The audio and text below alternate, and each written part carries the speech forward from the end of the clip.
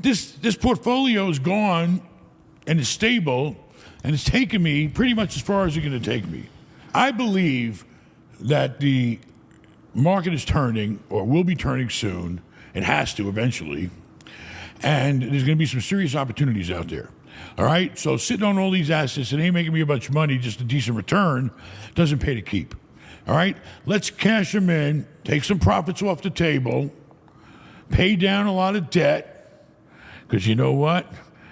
Man, when I don't owe the bank a bunch of money, that's a good position to be in. Why not Because just they sit can't back? wait to loan me some money. And the values are coming. I just sit the fan. The writing's on the wall. Every saying you can imagine, in my opinion, is there. Okay, I'm seeing loans coming right now due in probably hundreds of billions, maybe. Definitely in the billions. And everybody's trying to sell their property right now. You know why? Because commercial's not residential. Commercial loans don't go out 30 years. All right? 3, 5, 7, typically. Maybe you go a little further with 10 if you got some AAA Home Depot like I do, or Lowe's that has a long lease on it and they ain't got to worry about. Typically, commercial loans are short time. So that teaser, wonderful, great interest rate we used to have when somebody else was president is no longer there. All right? You're going to have to take today's rates, and the properties can't handle today's rates. Isn't there a chance, because I thought the same thing, that you're wrong, and that they could lower rates just as quickly as they increase them, and then everyone in commercial real estate could get lucky and kind of get bailed out because interest rates go from 7% back down to 4%, let's just say? I don't think we're going to see the stupidity anymore of people pushing a button so much. All right? Never did I see the rates in my whole lifetime go up so quick, so much. It's not smart to do that. You're supposed to just, do things in a way where people don't feel pain. All right? Do things in a moderate, conservative way, but they didn't do that because they're not business people.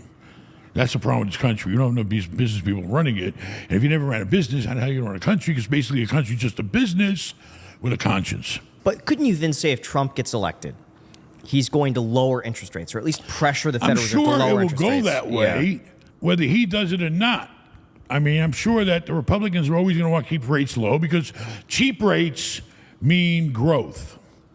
People borrow money cheap, they do more shit, they buy more shit, you make more shit.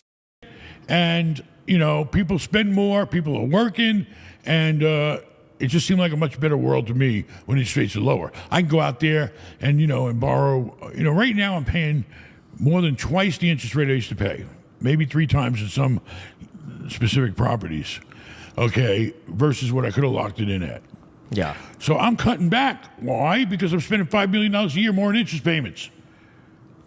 How'd you like to shell out a $400,000 a month or $500,000 a month extra every month that you normally wouldn't have to, that you'd be stashing away in the bank and putting in tax-free muni bonds at 5% tax-free? That's, Anyway, the point is that, it is what it is, and it's a cycle. Things go up, things go down, people do stupid things, then they correct themselves. There's going to be a major correction in the market. There's tons of loans being sold on the market right now. You can buy loans, but they haven't really discounted them that much. Everything's moving slow, but the shit's going to hit the fan. Okay, let me tell you, I talk to bankers all the time. We were playing the game pretend and extend. You heard that term before? Yeah, I have. That's what they've been playing. Mm-hmm. Now that period is over. Now they have moved to pray and delay. That's it. I knew it started with pray. So now we're in that phase. What happens after you pray and delay? The shit hits the fan. Because the banks don't want to know. They don't want you to know that the banks only work with the loans they have, correct? Mm-hmm. You're a finance guy. Yeah. The banks only are worth an amount of loans they have. That's what determines the value of a bank. And if the bank has shitty loans and the value ain't worth shit to the bank, the stock goes down the toilet. I lost $1 million on that Silicon Valley thing I told you, the preferred stock. Why? Because I bought it, my broker bought it 3 or 4 years ago, it was fine. And all of a sudden, out of the blue, everybody found out, they couldn't keep it quiet anymore, that the loans are bad that they got, and they're not worth the property, the collateral, and now the loan ain't worth shit. And the stock went down the toilet, and the bank went out of business, and I got out $1 million. That's what happens. That's the way it works. So if the banks don't hurry up, and right now, let me tell you something. I don't have to worry. There are like, the banks are pretending that you don't have covenants. Believe that? And I've never seen it happen on Wall Street. I'm seeing it on CMBS loans. I'm seeing it on Wall Street money. They're pretending that everything's okay, but it's not. Because if the property has to go to today's interest rate and be reappraised, it can't cash flow at the same debt ratio. It's not going to meet the proper, what's the word? What, cash flow, debt obligation, whatever. Right. Yeah. So basically, it's not going to praise out anymore at today's interest rate. Yeah, but couldn't the Federal Reserve do what they did with Silicon Valley Bank? And basically to say, hey, we're going to loan you money. You could pay out your people. Investors get screwed out of it, but none of the customers are affected. Couldn't they do the same thing with the bank and say, hey, for all these loans that come due, Doesn't matter. Nobody we wants to could go there. just extend Somebody it. gets f***ed. And the it's people that probably gonna get f***ed are the people with the stock. Or it could be the taxpayers. And now you're talking the stock market. You know what's going to do to the stock market if banks start closing up? I don't know if they will. I think the Federal Reserve will want to. How old were you in maintain it. 2008? 18. 18? Yeah. You remember it, right? You were do. a smart young guy. Yeah.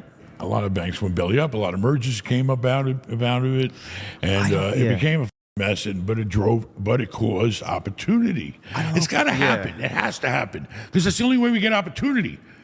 All right. See, I look at what happened in 2020 though, I get where hurt, they just but I threw also money at get the paid. problem. What? I look at 2020 where they just threw money at the problem. They just You can't they keep throwing bought money the, at the they problem. in a way bought They didn't do themselves it out that of the much. They only mess. did it a couple of banks because it just started. And then you know what the f- they did? They backed the f- away from the whole situation. They didn't want to keep doing it. You know why? They keep doing it, then it'll become a bigger mess. If they start looking at every bank right now, trying to make that bank look like they should, it'll be a giant disaster. I'm telling you, the banks, it's not that the loans are bad. They're bad Yeah.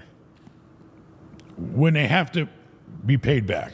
When the money has to be paid back. So what they're doing now is they're just saying, don't pay us back. That's their solution to it right now. They don't care about the loan docs. They don't care about the agreement you have.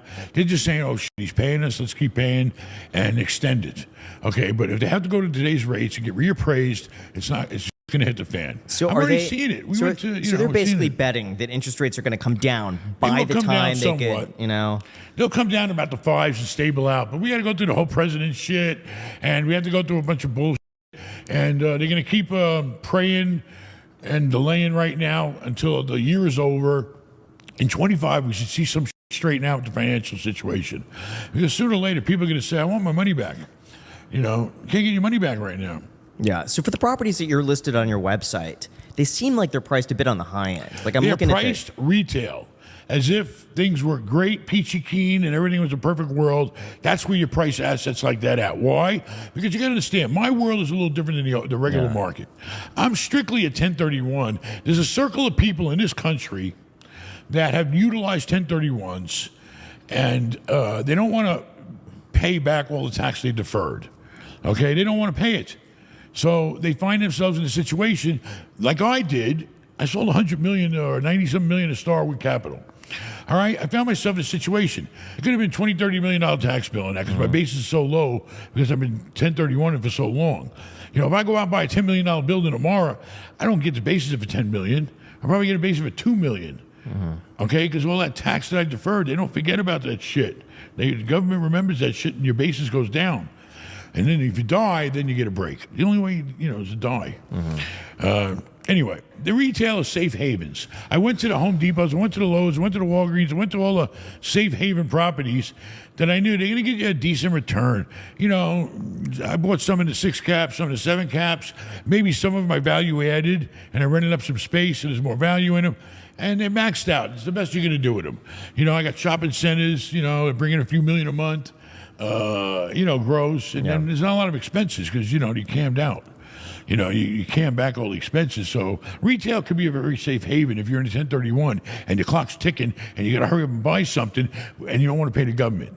Some guys go out and buy planes. I go out and buy triple nets. Like you heard, I don't want to, your friend Grant Cardone or Kevin and all these guys, they go out, they buy these big fancy planes right before the year is up because they don't want to pay. They get a tax write-off for it. That's fine. That's their thing. They need the planes. Me, I go out and buy a triple net and defer my gains from real estate into that.